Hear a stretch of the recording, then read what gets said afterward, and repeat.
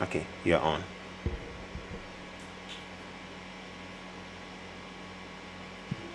Okay, so we're back from our previous live stream. We got disconnected. So yeah, what I want to be able to do for you guys today is just be able to quickly run down how to be able to analyze your charts and be able to take your trades. So one of the first things we want to be able to do here is split up our charts. So I'm using two TradingView charts. I got one on the left, one on the right for the higher time frame. One on the left, first thing we're going to basically do is come into our daily time frame, draw on our zones here. This gives us our high and low boundary. Break it down into the 8-hour and the 4-hour. And this is going to give us our time frame of how long we have to trade. You can look right over here on the right side, see the countdown clock. And as you've noticed already, we're in a red day, red hours. So the big bias for today is to sell. And what that also means, though, is on Crash 1000 is it's a day of risk if you're taking the buy trades. So it's not like those days where you get the solid uptrends. Let's see if we can find one. Scroll back. So you see these uptrends here, right? Now, when we have a 4-hour uptrend like this, we're going to have, tons and tons of green candles just printing, okay? Now, when we're in a downtrend, okay, like where we are now, spikes are going to occur more frequently. And I'll show you how we're going to use time frames and timelines to figure that out. Now, since we know what the daily, the 8-hour, and 4-hour are, they're all going down. We use the 1-hour chart as a neutral time frame, which is 60 minutes, to be able to understand how the 1-minute chart is going to move and react. Okay, so we jump over here on the 1 minute, and we're going to use our drawn tools. We're going to use the cyclic lines. You're going to go from the previous hour to most recent hour. Want to hit the lock tool, so then that way you don't move your drawn tool. And what this now gives us is an accurate, it's going to close, okay? So what we can do now is we understand over here on the right that we have 4 minutes left in the current hour. As you can see here, 4 more bars are going to print before this hour is over. So that's why we want to be able to understand where our timelines are. Now, we can trade off blank charts, but it's not going to allow us to be able to understand exactly what's going to happen with the market. So what I want to be able to show you here, guys, is you want to be able to use your drawn tools. You want to use things like trend lines, where there was a break here. Could have took along here. After the second break, you draw a trend line from here over here. That's where we can take our second trade. So if you're looking to take your 4 to 5 candle scalp, you could do that there. You could do that there. And this is all just off of blank charts, no indicators yet. But what I really want to explain to you is even after you start learning how to use your drawn tools more proficiently, you'll be able to understand how to start using things like Fibonacci retracements, where we go from the swing high, swing low, go down to here. And then we can predict that price will probably either hit the 382 right here, the 50 line, or the 618. Some of the more complex things I can get into are things like the Elliott wave, which you can find here, or you can use the 3 drive pattern. So you find a level 1, level 2, level 3 pattern, and then you extend it out to your predicted price target. So these are a little bit more advanced strategies. You're going to have to kind of do your own research to be able to understand how those work, but it's all about pattern recognition. And as soon as you could find these kind of setups, these 3-wave setups, you're going to have a more accurate trade when you get in, because you're going to know that you have normally a level of divergence that's going to back you up. So let's go on and add on things like the awesome oscillator. Change these over to columns. So identify trade setups. So when you get the color change on the awesome oscillator, That's going to allow you to be able to get in a trade. And then when the color change happens again, that's when you can get out or predict for a spike to happen. So what I also want to show you is we had on before, like last time, MACD setup and parabolic SAR. Now, one of the tips I like to do is add on the SAR twice, and then merge this up. And then that way I actually get the signals as well on my awesome oscillator. So I can see not only the color change, but SAR dot reversal change. The MACD live stream, you saw the settings that I had. First MACD is a black MACD. It's just default. Skew it so that we can see the 0 line. And what you can see here is when the MACD crosses, that's also an area where we could take our trade. So you want to use your drawing tools simultaneously on your indicators. So this is how pros trade. It's not just about blank charts or the indicators. It's about the combination of how you use everything together to be able to trade with confidence. So let me add this on here. Remember that the settings, 3, 15, 3 is our fast MACD settings. Skew the MACD so that we can see inside. And now this is our spike catcher MACD, and that we know when this MACD starts to create negative bins. So let me go ahead and now add the countdown on here. So we got 40 seconds left, right? So we know that when this MACD starts to open and create negative bars, that's how we start predicting on our spike catcher. So what I see here is that we're also in a long. So I just want to show you guys real quick. There goes the spike, actually. Funny enough. Now, that actually didn't show us overbought and oversold in that scenario. However, it doesn't have to. Normally, that occurs when we're in an uptrend, because what the MACD is going to do is show us overbought. It's part of why this didn't happen. This spiked right here also because why? Remember, we're in a solid downtrend from our 4-hour, 8-hour, our daily. This new hour that just came out, look how strong this new candle is. Remember, this is our new candle. It just happened a couple minutes ago. This candle, compared to the last one, look at the size of the body. We're waiting for the wick to push past to show us continuation. But we know, while scalping on a 1-minute chart, we already know there's a high level of risk while taking our buy trades.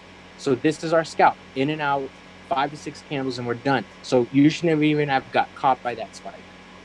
Now, the next thing I want to also show you is, if you notice, the MACD here was actually showing you a hidden level of bearish divergence, which is something it's going to take a little while to learn how to identify that.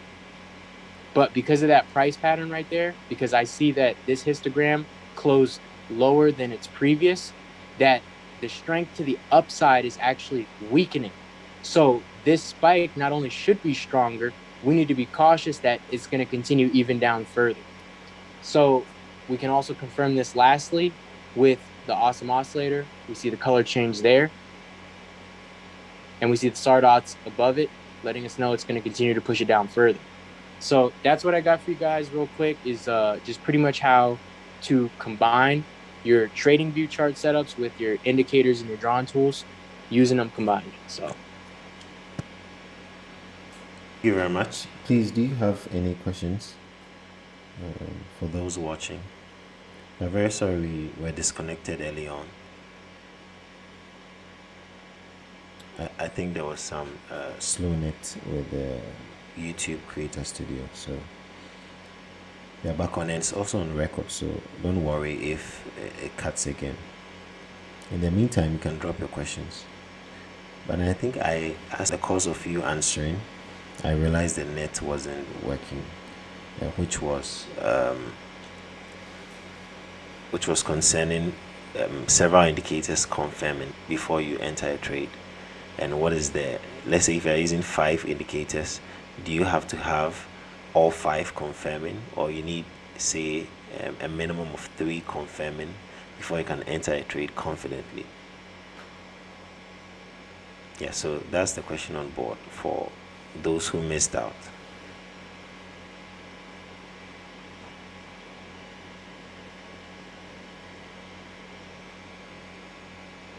Hello, ATM.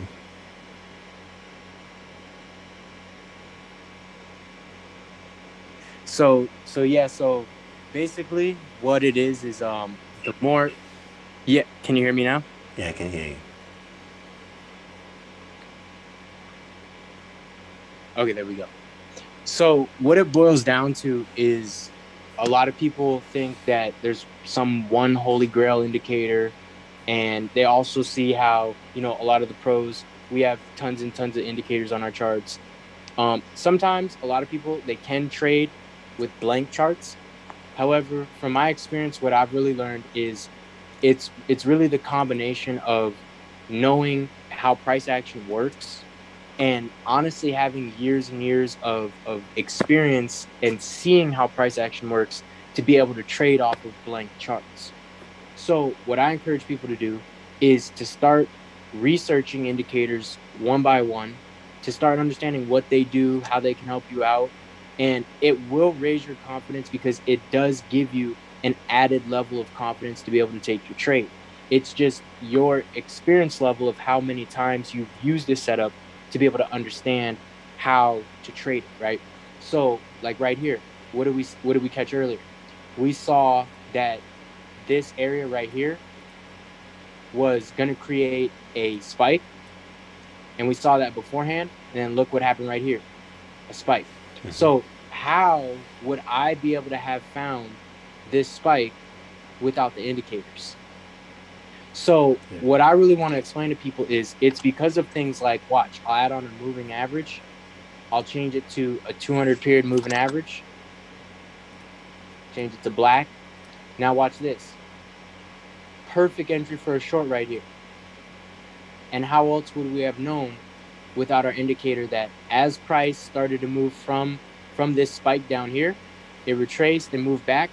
It came right to where the 200 period moving average, and then huge spike right after. See, that's a confluence that by having the knowledge of understanding that, I mean, I use a 200 period moving average, but that's for a whole nother reason. But pros use it because it works over and over and over.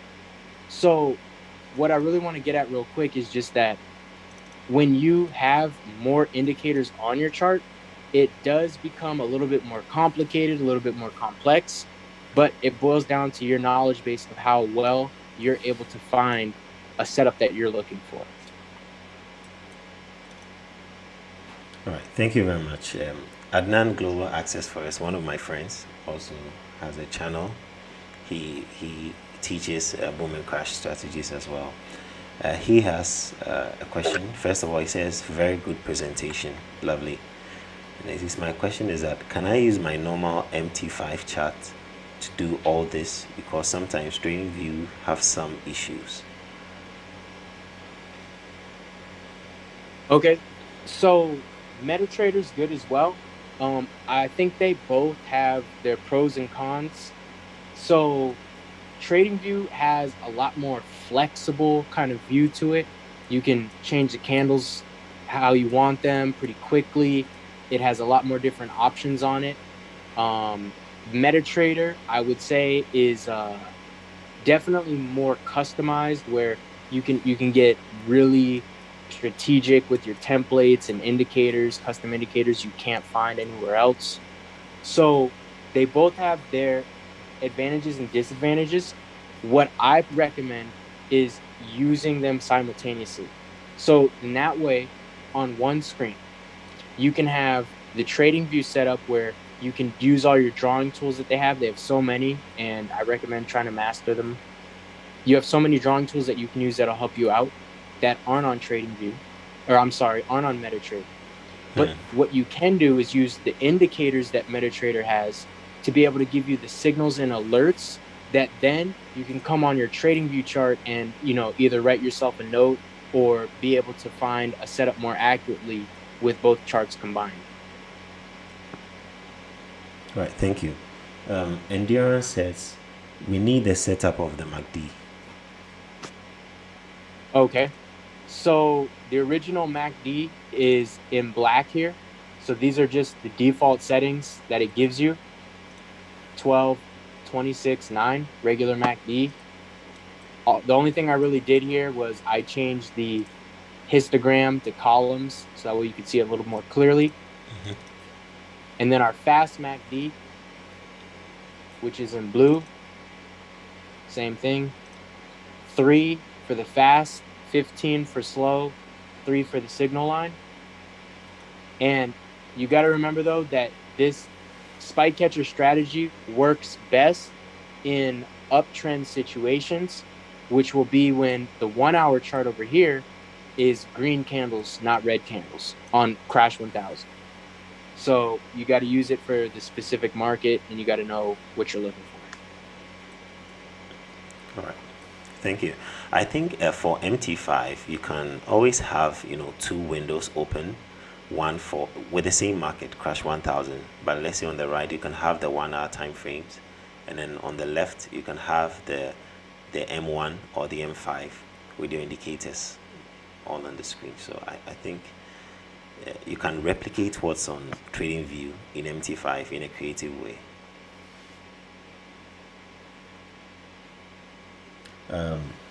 Adebayo Ojo says, thanks. I would like to ask your view on EA, that's trading robots. Based on your wealth of experience, would you think it can work for this market? If you automate this setup, would it work profitably and consistently? That's the question on board. Okay, so he's asking about expert advisors. Yeah. So yeah, I use expert advisors. They're definitely worth it. There's a ton of free and paid ones. If you go to the MQL5 marketplace, which is the Metatrader marketplace, you're going to find a wealth of information there where you can download them, back test them, and use them. What they do, yes, they automate your trades. So if you set them up and tweak it to some of the settings I have here, right, the EAs are going to be able to take the trade for you. However, one of the things you want to be able to do, though, is manage those EAs and make sure that you take the profit. Don't let the EA take the profit. Unless you have it set up to where it's like a super quick scalp on an EA, that's fine. What I've typically done, though, is I personally like to close the trades, but I like to let the EAs enter the trades for me. So what this does is it removes the stress for me of having to enter, right? Which is what we all freak out about, is when to execute. Let the EAs do that. Once you see profit on the table, now it's up to you to just grab it off. So it really reduces the stress to trade with EAs, but the hardest part is finding settings that work on the market that you're trading. All right, I hope Adebayo is answered. Z-Boy says, can you talk about stop levels and tell me about high profitability take profit zones? Okay, so great question, by the way. So the thing is stop levels within boom and crash typically don't work the way that they would work on normal Forex markets. So as far as stop levels, when it comes to a buy trade, let me get a buy trade on here. When it comes to taking longs, your stop losses are not going to be respected. So what's going to happen is let's say I want to take a trade right at this Sardot cross right here, right? Before the spike happens. Now, let's say I put my stop loss underneath the most recent spike right here.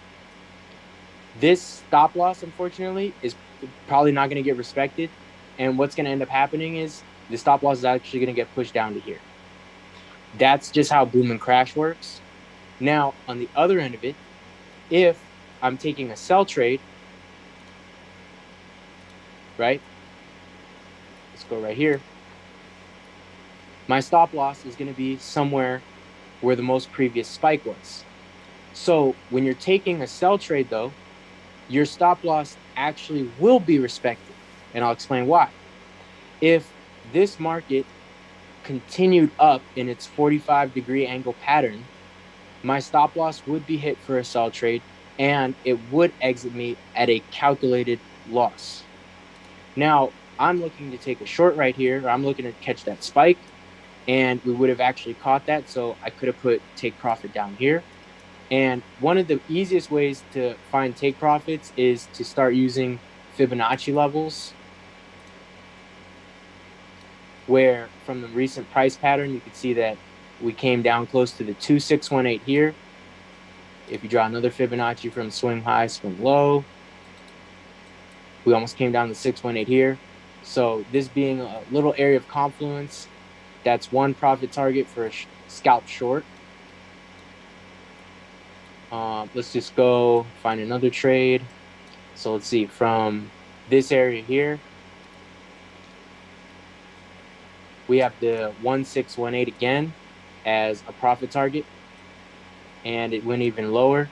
2618 is another profit target. So I use Fibonacci's to be able to find levels of confluence where they line up, and that's typically where price is going to reverse. So that's what I got for you guys just on that one. Do we have any more questions in the chat? I have one. How do you spot fake reversals?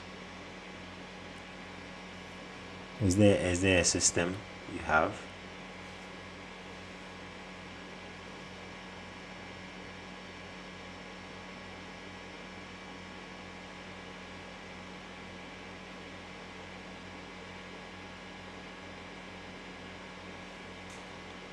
Hello? Okay, I'm sorry. So if you were to look at this area right here, and you were to take a buy trade, you're asking about the fake reversals. Yeah. So after this huge spike, would you think that it would be safe to try and take this trade? No. No. The reason why is because price action still being underneath the 200 period moving average means that we have a higher prediction of spikes to occur. You have the Sardots still above price, so a spike is typically going to occur. That's exactly what happened. Now, price moved down to a lower level of Fibonacci, the 2618. And what that does, though, is it stretches the area from how far we've dropped from the 200 period moving average to where we are now, right? So what happens is this area becomes a better area to take a trade. Why? Because price is now trying to reverse back to the mean, and this becomes a better trade setup. And as you can see, price tried again to do what? To hit the 200 period moving average, right? Yeah. So the easiest way to answer your question, the easiest way to be able to spot fake reversals is divergence all day long. Divergence right here, guys, right here, right there. The sooner you learn how to be able to do this, the sooner you take trades with more confidence. See, I would spot this on a MACD. This is a regular MACD. Now, what is a divergence? A divergence is when the oscillator is doing the opposite of price action. You see how we're creating a higher low, right? You look over here, what did price action do? It created a lower low, right? Let me get rid of this. Yeah. Okay. When that occurs, this becomes your trade setup, right? And it'd be even safer on the Sardot cross. You could put your stop loss, which actually won't be respected if you're taking a buy trade. So you could put your take profit basically. Like I said, we're looking basically to get back to the 200 period moving average. This would be your trade. But if you're only looking to take your 5 to 6 candles, you would have been in and out roughly around here, anywhere in here. So hopefully that helped you a little bit to spot fake reversals.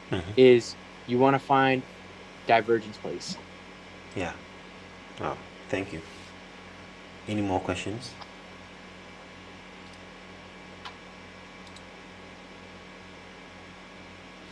All right.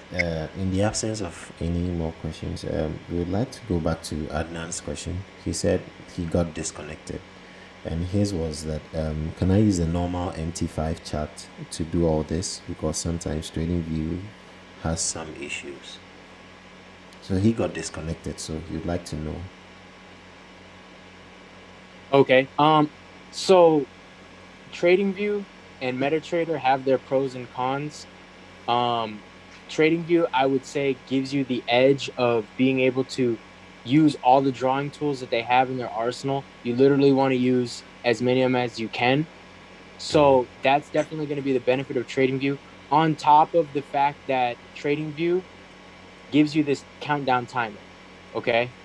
This countdown timer right here is so key, because as you're looking at price action, especially on the higher time frames, you're able to count down how many minutes we have left in the current time. So we got 40 minutes left in this hour over here, right?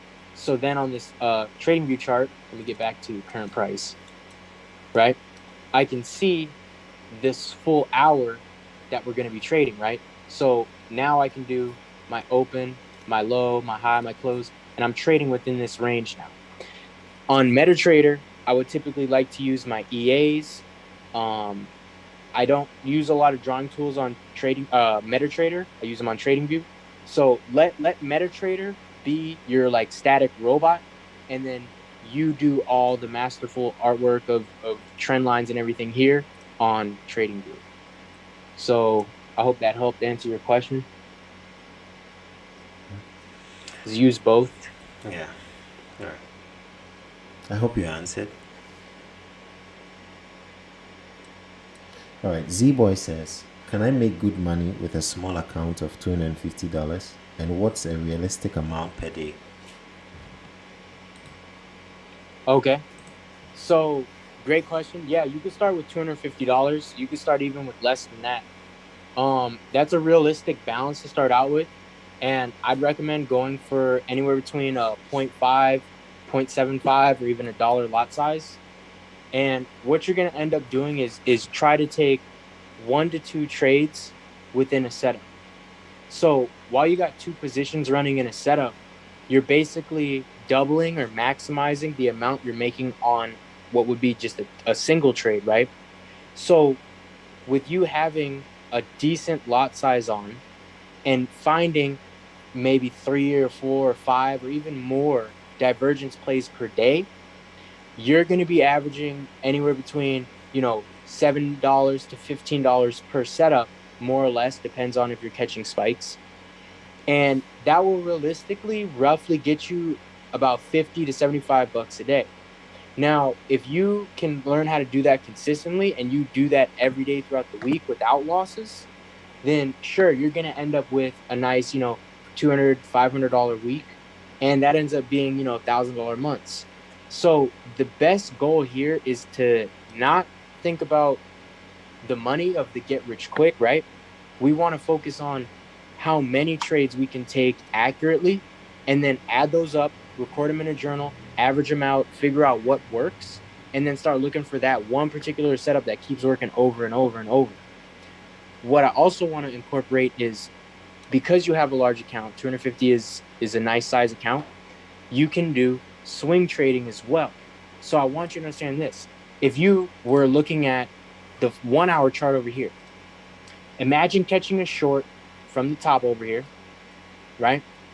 And then you're catching a drop for over what, 8 hours? So check this out. You get your date range tool, drag this out to current price, 8 hours, right? Now, let's get our price range tool and we'll go vertical.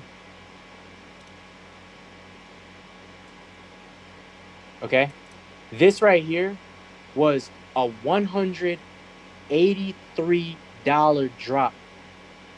Wow. Okay.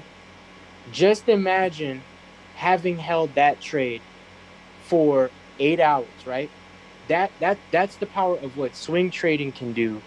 And on top of your scalping, where you're taking these little buy trades in and out, grab your dollar here or there. So what I'm recommending to you is, if you have a bigger account, you can do swing trading and you can take the advantage of catching spikes in a downtrend on crash.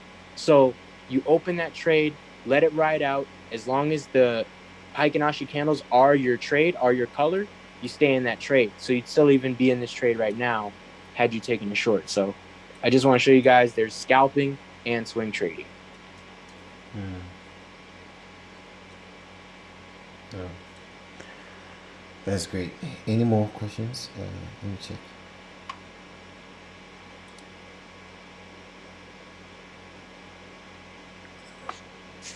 All right. Adnan says, you talked about MACD divergence. It's on all time frames. You'll take note of that or only the lower time frames? Do you take notice of only the lower time frames or sorry about that, or the longer time Okay. frames?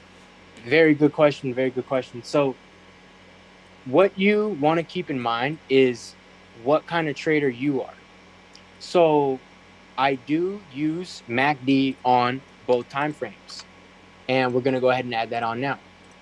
Now, the thing about it is I don't have to have the same settings particularly, because I can use the MACD the way it was designed on a higher time frame. Now, what I'm going to do this here for you guys same time. Let's go on and add the columns. The most I'm really looking for on the higher time frame are just the wave cycles to end. Okay? That's all I'm really looking for. Because you're not going to get that many bars printed on the higher time frames like you do on the lower time frames. So what you got to understand is when you're trading the MACD on the lower time frames, you are counting the amount of bars because this is the amount of minutes that you're going to be in your trade. When you're looking at the higher time frame, you're really paying attention to if the MACD is above or below the zero line. So to give you an accurate trade of how we would have taken a swing trade on the higher time frame, we would have entered right here, because the MACD crossed the zero line. That giving us a short position right here, just to be fair. That would be our current fair trade, because then you'd even see this confirmation candle there. So that's how you would use your indicators on a higher time frame as well. Okay, thank you very much. I think at this point we would like to wrap up. We would like to express our heartfelt gratitude to ATM for sharing his knowledge and spending time with us to teach us something that I know most of us do not know. And trust me, he is well educated in trading. He has spent 8 years trading. He has actually schooled, or he has actually been schooled when it comes to trading, unlike some of us that we just read 1 or 2 books here and there, 1 or 2 blog posts and watch YouTube videos and all that. He has more experience, and he also offers consultation services. And you can check out his channel. I just place it in a live chat box, which is Boom Crash Strategy.